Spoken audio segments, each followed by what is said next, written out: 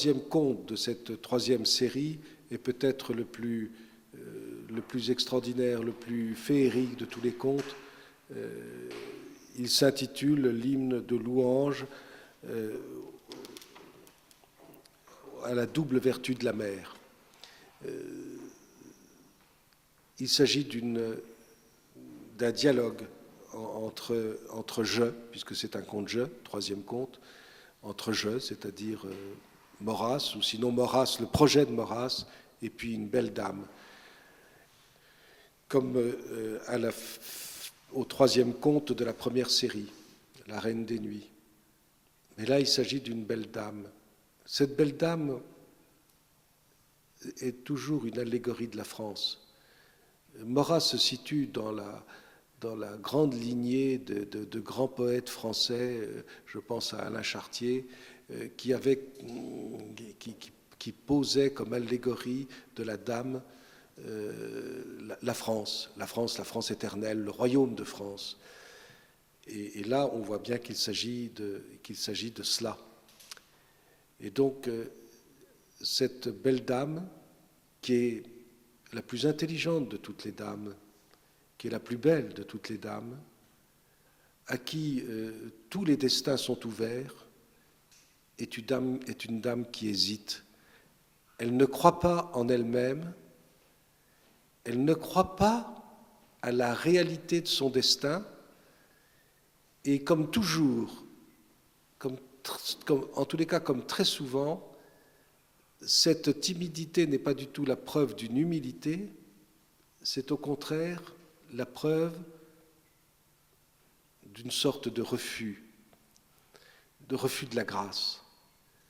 Et Maurras se met dans le discours du sage, qui montre à cette dame la double vertu de la mer. Car cette femme est prisonnière d'un discours captieux que lui ont tenu un certain nombre de clercs, selon lequel l'intelligence et la charité sont des vertus opposées.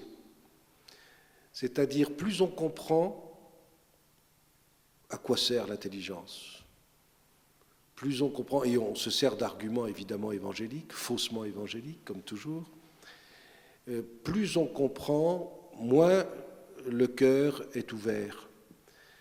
Et par conséquent, la France chrétienne évidemment, la France catholique, ne doit plus du tout se préoccuper de la compréhension qu'elle peut avoir, en particulier de l'ordre intellectuel et en particulier de l'ordre politique. Elle ne doit plus se soucier d'intelligence et de politique, elle ne doit plus s'occuper que d'œuvres caritatives. Et voilà ce qu'expliquent certains maîtres de cette dame. Et Maurras lui explique l'inverse. Il lui dit, mais regardez la mer, c'est-à-dire l'histoire de l'Église. Dans l'histoire de l'Église, plus l'Église a été, comme la mer, un miroir de réflexion de la sagesse divine, la grandeur des pères de l'Église, la grandeur des docteurs, toutes les grandes époques de la catholicité intellectuelle ont été et en même temps les grandes époques de la charité apostolique. C'est magnifique. Et une fois qu'on a compris cela, et on peut le suivre de paragraphe en paragraphe, c'est écrit dans une langue, une poésie, une force, mais incomparable. Et il dit à la dame, regardez. Et c'est un conte je. C'est-à-dire que si l'on comprend bien la leçon de Maurras, en tous les cas du projet de Maurras, qui a toujours fait l'éloge du catholicisme et de l'Église catholique, c'est cela.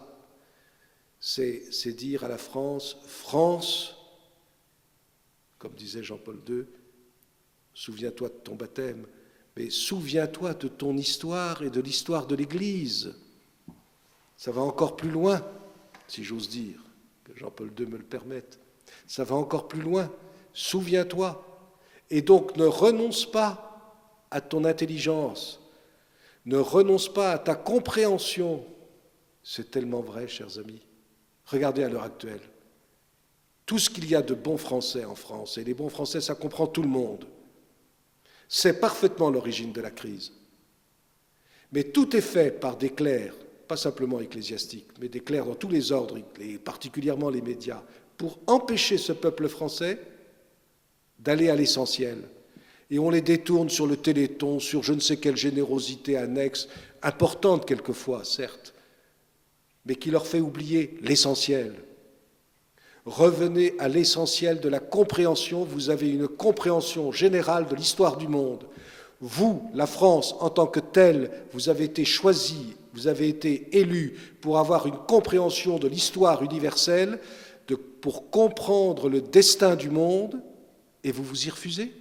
Vous, la France, vous, les Français, mais les Français le savent. Ce qu'il y a de terrible, c'est qu'ils le savent.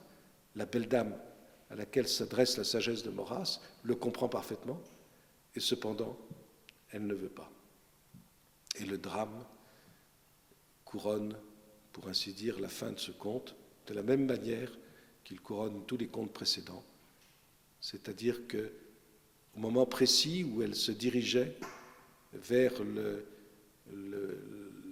bosquet d'olivier, c'est-à-dire le bosquet de sagesse qui dominait le cap d'où Maurras lui faisait cette grande leçon, d'où le jeu du conte, c'est-à-dire Maurras lui faisait cette grande leçon, finalement elle se retourne et elle dit non.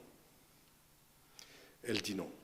La France était prête à comprendre, et c'est tout à fait vrai, c'est ce que les Français ne savent pas, mais dans certaines familles, la tradition s'en est maintenue, dans beaucoup plus de familles qu'on ne veut croire, dans toutes les familles qui donnent encore aujourd'hui des prêtres, des grands chefs d'entreprise, etc., des évêques, il y a cette tradition. On sait très bien que dans l'entre-deux-guerres, avant la guerre de 14-18 et dans l'entre-deux-guerres, il a failli se passer quelque chose qui aurait dû se passer et qui aurait empêché le nazisme et le communisme de l'emporter au XXe siècle et qui aurait dû empêcher au XXIe siècle un effroyable cataclysme social.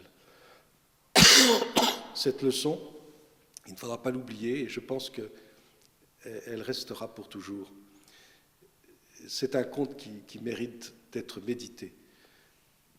J'achèverai très vite sur le reste. Il faut savoir que, comme le chemin de paradis ouvre ce chemin de paradis de Maurras,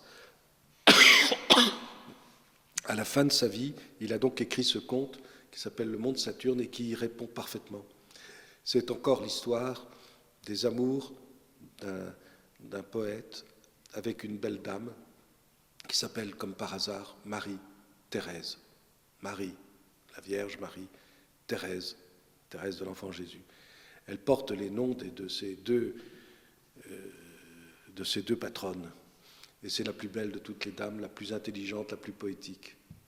Et malheureusement, l'Église et l'État l'ont mal mariée à un homme qui la pille, qui la trompe. L'allégorie est parfaitement significative. Entre ces deux œuvres, Le chemin de paradis et Le monde Saturne, Maurras a écrit ses poésies. Elles sont toujours des poèmes en hommage à une dame. Et cette dame est toujours la même dame. En tous les cas, c'est mon opinion. Et il s'agit de la France. Une fois qu'on a compris que la destinée de Maurras est liée à celle de la France, je pense qu'on a compris l'essentiel de cette œuvre cryptée, qui ne fait qu'un double registre avec sa démonstration quotidienne de la nécessité de maintenir l'héritage avant de ramener l'héritier. C'est une leçon magnifique, nous aurons l'occasion d'y revenir. Je voudrais vous parler de deux armes, j'appellerais ça des armes, au service de nos idées. Il s'agit de la revue Politique Magazine, qui est un mensuel, et de la Nouvelle Revue Universelle, qui est un trimestriel. Politique Magazine, nous l'avons créé avec quelques amis en 2002, donc vous voyez, ce n'est pas une revue très ancienne, elle a 8 ans d'âge, elle a dépassé l'âge de raison, Nous l'avons créé dans un but très très précis, c'était d'avoir une revue qui soit au service du redressement français. Et une petite fleur de lys agrémente le titre Politique Magazine. Et bien sûr, il s'agit de politique, mais il s'agit également d'économie, de finance, de civilisation, de culture, d'art de vivre.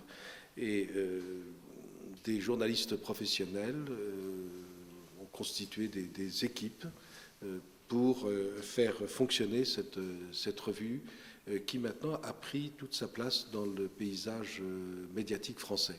Alors c'est extrêmement important.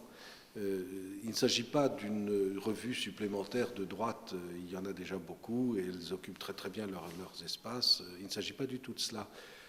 Il s'agit vraiment d'une revue qui essaye de tirer une leçon politique des événements. Et tout cela, non pas pour s'amuser à tirer des leçons politiques, mais pour aboutir à jour à un projet politique. Donc, soyons très clairs, Politique Magazine a un objectif. Et si vous partagez cet objectif, il faut soutenir Politique Magazine. Alors, je vous le dis avec beaucoup de simplicité. Je crois que vous ne trouverez nulle part cela sans aucune prétention. Chacun à sa place et mon jugement n'est pas du tout défavorable à des confrères de la presse qui occupent toute la place qu'ils méritent. Non, mais si vous partagez les objectifs de Politique Magazine, eh bien il faut soutenir Politique Magazine. Vous trouverez là une critique politique mensuelle, une critique économique mensuelle, une critique culturelle mensuelle. Vous trouverez des grands dossiers sur les... Mais toujours, même quand il s'agit de gastronomie, quelque chose qui va dans le sens de la France de toujours, de la France pour toujours, et par conséquent, quelque chose de royal. C'est donc extrêmement important. Et je pense que c'est une œuvre, disons le mot, intelligente. Donc elle mérite d'être soutenue. Il se trouve que Politique Magazine a été agréé au mécénat de presse. Donc c'est merveilleux. Nous sommes très peu de sociétés de presse à avoir été agréées. Il y a entre autres l'Humanité. Mais nous ne sommes pour le moment que 4 ou 5. Alors profitons de cet avantage. Vous allez devoir payer des impôts. La niche fiscale concernant le mécénat n'a pas été rabotée, et on comprend très bien pourquoi, parce qu'en France, beaucoup de fondations et beaucoup d'œuvres, y compris des œuvres esthétiques, sont liées au mécénat. Eh bien, nous sommes agréés au mécénat de presse, c'est-à-dire que tous les dons que vous faites à Politique Magazine, dons qu'il faut faire de façon très précise en passant par un organe une association qui s'appelle Presse et Pluralisme, mais je suis prêt à vous donner toutes les indications qu'il faudra. Du moment que c'est fléché, c'est-à-dire qu'il est bien indiqué que ce don est fait pour Politique Magazine, eh bien vous bénéficiez d'une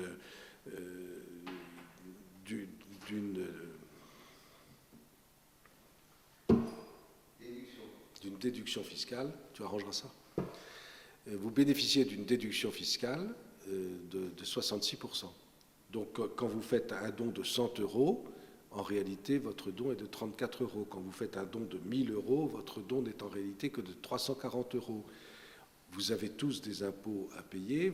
Vous évaluez avant la fin de l'année le montant de vos impôts pour l'année prochaine. Eh bien, soustrayez-en tout ce que vous pouvez. Je me permets de vous le dire de façon un peu pressante. Pourquoi? Parce que si nous voulons que nos affaires aboutissent, il faut nous donner les moyens financiers de réussir. Nous avons réussi Politique Magazine sans aucun moyen. Nous n'avons derrière nous aucun capitaliste. Les grands organes de la presse quotidienne et même de la presse hebdomadaire et mensuelle sont soutenus par des groupes capitalistes. Tout le monde le sait. C'est Berger qui est derrière Le Monde maintenant, Dassault qui est derrière Le Figaro, c'est Fabre qui est derrière Valeurs Actuelles, etc. Il ne s'agit pas de les critiquer d'ailleurs, mais nous n'avons pas de groupe capitalistique derrière nous. Or, la presse ne vit que de ces ressources-là, que des ressources capitalistiques. Nous n'en avons pas. Donc, nous tenons parce que nous avons des abonnés fidèles, vous, bientôt vous, si vous n'êtes pas abonné. Et puis, il se trouve que nous avons cette opportunité du mécénat de presse. Donc, n'hésitez pas à vous informer de façon à ce que nous puissions vous fournir tous les éléments qui vous permettront de faire ces dons. Alors, je vous donne notre adresse. Écrivez Politique Magazine, 7 rue Constance, 75 018, Paris. Ou bien vous téléphonez au 01 44 92 82 82. Et là, vous obtiendrez tous les renseignements. Mais faites-le avant le 31 décembre. Et tout ce que vous nous donnerez, sachez que ça ne servira qu'à l'œuvre, qu'au développement de Politique Magazine. À côté de Politique Magazine, il y a la Nouvelle Revue Universelle que j'ai rachetée il y a quelques années à M. Natter et à M. Bourgard, et qui est une fondation de Jacques Bainville et d'Henri Massis. Et donc cette revue universelle, c'est un organe trimestriel, c'est une revue de très très grande qualité qui s'adresse à des universitaires, à des étudiants, à des hommes qui veulent réfléchir. Et je crois que la Nouvelle Revue Universelle est arrivée au niveau des très grandes revues françaises. Il y en a quelques-unes. Je ne donne pas de nom pour ne pas donner l'impression de m'inscrire dans un climat de rivalité qui n'existe pas du tout dans mon esprit. Et donc la Nouvelle Revue Universelle, la même chose. Vous pouvez écrire la Nouvelle Revue Universelle, 7 rue Constance, 75 018 Paris, téléphone 01 44 92 82 82, et évidemment, aussi bien pour Politique Magazine que pour la Nouvelle Revue Universelle, si vous les demandez, nous vous en envoyons un exemplaire gratuitement, de façon à ce que vous puissiez vous faire une idée. Et ensuite, et bien sûr, si cela vous plaît, de vous abonner. Alors n'oubliez pas, soutenez Politique Magazine, soutenez la Nouvelle Revue Universelle. Cela fait partie de ce grand combat pour le redressement français. C'est extrêmement utile. Et croyez bien que tout le mal que nous nous donnons, parce que nous sommes toute une équipe qui nous donnons beaucoup de mal, eh bien, si nous nous sentons encouragés, nous nous en donnerons encore davantage. Pour le bien, du mal pour le bien.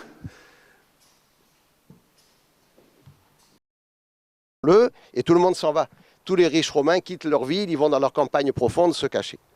Alors Caius Marius y croit en son étoile. Pourquoi? Parce qu'il est ambitieux, il faut dire ce qu'il est. L'ambition en soi n'est pas une mauvaise chose, c'est pas l'orgueil est un défaut. L'ambition, on peut avoir de bons côtés. Alors Caius Marius, vous l'avez ici, vous avez 3 personnages. C'est ça les trémaillés. Les trémaillés, c'est un mot